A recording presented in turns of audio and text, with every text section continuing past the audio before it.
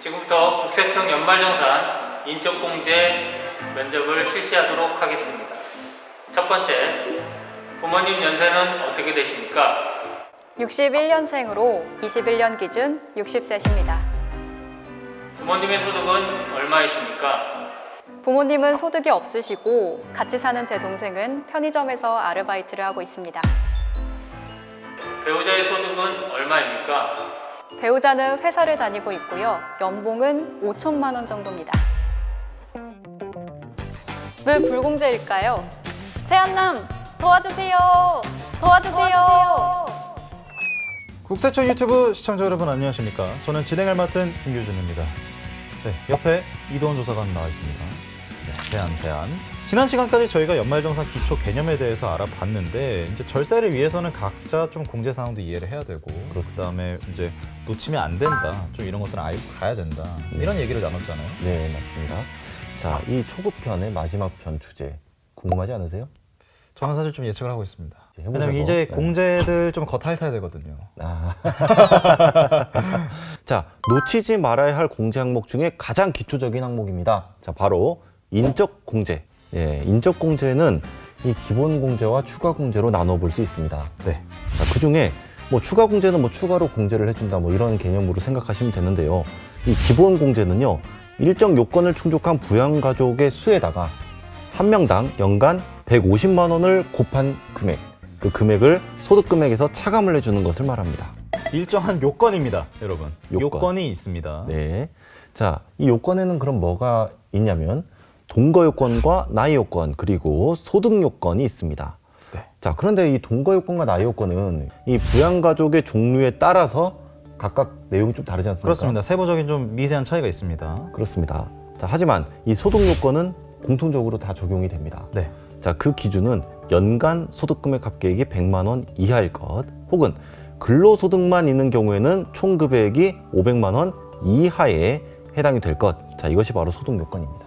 그렇다면 이 기본 공제를 받을 수 있는 부양가족 누구입니까? 네, 일단 본인에 대해서 먼저 받을 수 있습니다. 나 자신. 네, 배우자, 직계 존속, 직계 비속, 그리고 형제 자매가 있습니다. 일단 배우자에 대한 기본 공제가 제일 중요할 것 같습니다. 네, 맞습니다. 자, 이 배우자 기본 공제는요, 바로 이 동거 요건과 나이 요건을 따지지 않습니다. 오. 소득 요건만 충족하면 됩니다.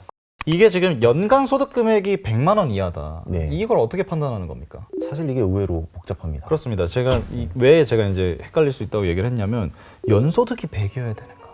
이게 복잡하다 보니까 따로 저희가 그동안 모아왔던 그런 영상들이 있어요. 그렇습니다. 네, 그래서 저도 이거 한번 해보고 싶었는데 오른쪽 오른쪽 카드 클릭해가지고 네, 영상 좀 참고해 주시기 바라겠습니다. 혹시 혼인 신고를 못한 배우자가 있다면 네. 그 사실혼 관계라고 하지 않습니까? 예, 그렇습니다. 이 경우에는 네. 좀 보장이 됩니까? 이 기본 공제가? 안타깝지만 사실혼 관계에서는 이 기본 공제를 받을 수가 없고요. 근데 만약에 네, 12월에 혼인 신고를 해놓고 네. 결혼식을 1월에 했다면 네. 그건 됩니까? 가능합니다. 아, 여러분 이게 중요합니다. 과세기간 종료일이라는 것은 바로 12월 31일. 그렇습니다. 올해로 치면 2021년 12월 31일 현재 이 법률상 배우자에 해당이 되느냐? 자, 그것을 보는 것입니다. 그 다음 부양가족이 있지 않습니까? 그렇습니다. 직계 존속. 자, 이 직계존속 기본 공제는요, 바로 동거 요건, 나이 요건, 소득 요건을 모두 충족을 해야 됩니다. 그렇습니다. 네, 그 중에 나이 요건은 60세 이상이어야 하고요. 연간 소득 금액 합계액이 100만 원 이하에 해당이 되어야 합니다. 그렇습니다. 그리고 뭐 동거 요건은 당연히 같이 살아야 되는 거. 네, 하지만 조금 예외가 있는데요. 직계 존속과 뭐 다른 주소지에서 살고 있긴 하지만은 이 직계 존속의 뭐 독립적인 생계 능력이 없어가지고 이 직접 근로자 본인이 부양을 하고 있다. 자, 이런 것이 입증이 된다면 네, 같이 동거하는 것으로 보도록 규정되어 있습니다. 만약에 이게 정말 공평하게 여러 명이서 나눠서 부양을 하고 있다. 그래도 네. 한 명만 가져가야 되는 건가요? 그렇습니다. 자, 그래서 이 세법에서는 이런 경우 총 2단계로 나눠서 이렇게 좀 공제를 누가 받을 수 있는지를 판단을 하는데요. 네. 자, 첫 번째는 직전 연도에 이 부모님에 대해서 기본 공제를 받은 자녀. 그런데 1순위가 없다. 그럼 2순위로 넘어가야 되겠죠? 네. 그 2순위는 뭐냐면 이 종합소득 금액이 가장 많은 그런 자녀가 기본 공제를 받을 수가 있습니다. 제일 잘 버는 분. 네. 좀 장애인으로 분류가 된 부모님은 혹은 직계 이제 존속을 부양을 하고 있다. 이런 경우에는 나이 요건이 그대로 해당이 됩니까? 안 됩니다. 소득 요건. 소득 요건만 충족하면 되겠습니다. 네. 직계 존속을 봤다면 직계 비속도 봐야겠죠. 그렇습니다. 직계 비속은 아래입니다. 그렇습니다. 네. 자녀나 사실 자녀죠 뭐. 그렇습니다. 차례차례 봐볼까요? 네, 소득부터 가시죠. 나이부터 가겠습니다. 아, 가시죠. 마음대로 하세요. 나이 요건은 20세 이하에 해당이 되어야 됩니다. 2001년 1월 1일 이후에 출생한 그런 자녀. 그러고 이제 동거 여건은 없는 거고요. 그렇습니다. 이 직계 비속의 경우에는요, 같이 동거하지 않더라도 이 나이 요건과 소득 요건만 충족하면 기본 공제를 받을 수 있습니다. 그렇습니다. 네. 그 다음에 또 공제사항이 있지 않습니까? 이 자녀와 관련된 네. 공제사항이 있습니다. 바로 자녀 세액 공제. 아까 이제 방금까지 저희가 소득공제 얘기를 하다가 네. 자녀와 관련된 세액공제도 있다라고 말씀을 네. 드리고 있는 겁니다. 그렇습니다. 이 아래 자막을 보시면 뭐 15만 원, 30만 원 이렇게 있죠. 왜 이렇게 짜게 줘? 이렇게 말을 하실 게 아니고요. 네, 그렇죠. 말하려고 그랬는데. 그게 바로 소득공제, 세액공제의 차이라고 보시면 될 거고요. 그렇습니다. 이 기본공제 대상자에 해당되는 사람 중에서 7세 이상의 자녀에 대해서만 네, 공제를 받을 수 있습니다. 7살부터 20살까지만. 그렇습니다.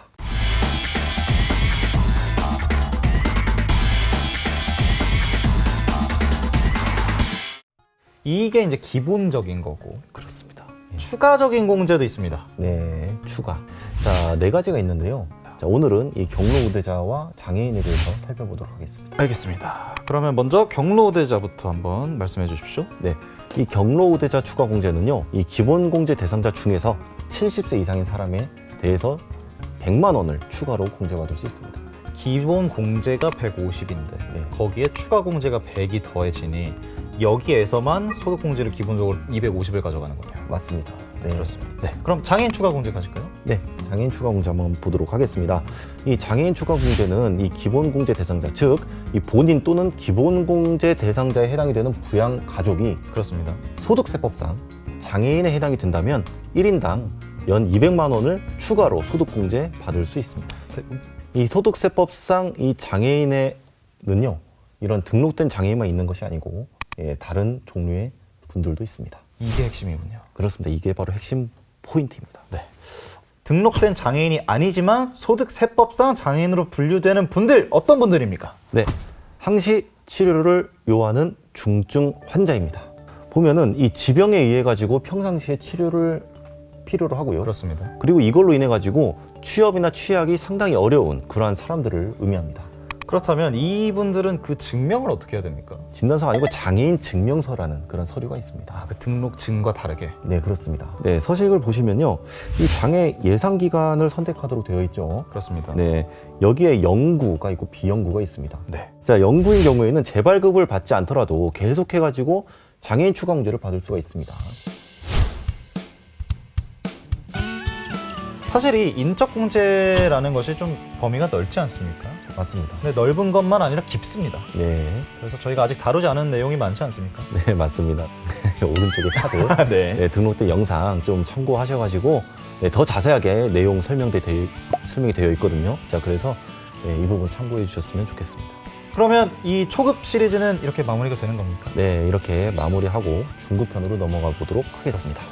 네. 중급편도 많은 기대해 주시고요. 저희 오늘 영상도 좋으셨다면 좋아요, 구독, 알림 설정, 그리고 궁금한 내용 있으시다면 댓글까지 잊지 말아주시고요. 저희는 다음 영상에서 인사드리도록 하겠습니다. 여러분 안녕히 계세요.